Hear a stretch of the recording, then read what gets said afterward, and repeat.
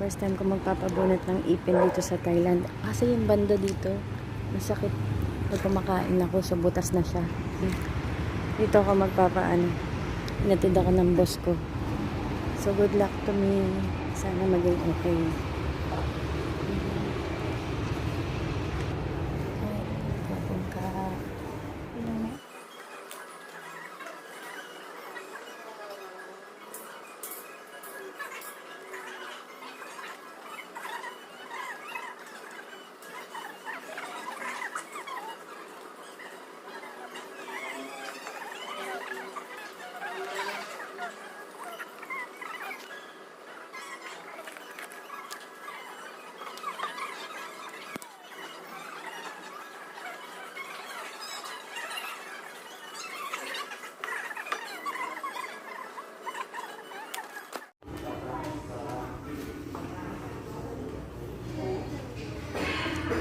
Ang ganda ng dito.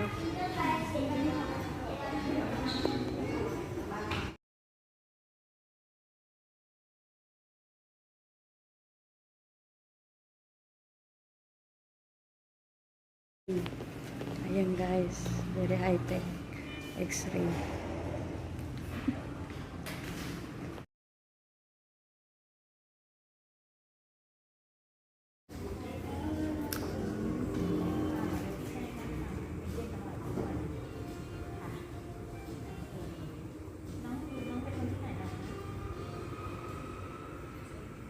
Ano to? Ay, meron din silang libreng kape. Ayan guys, so makikita mo meron.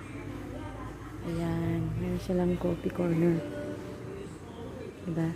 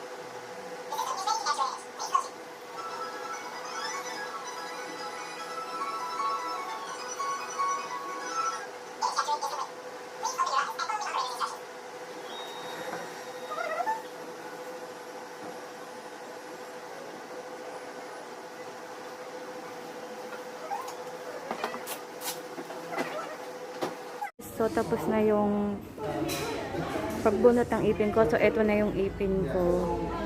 Ayan siya, oh. Talagang bulk na talaga siya. Ayan. So, sabi ng doktor, bawal muna akong kumain. At saka, keep ko lang na nakaano yung gauze dito. Kagat-kagat ko. Until 8 p.m. Bawal magsipidyo. So, gargle lang. And bukas na ako magtututbrush. Tapos, pwede akong uminom.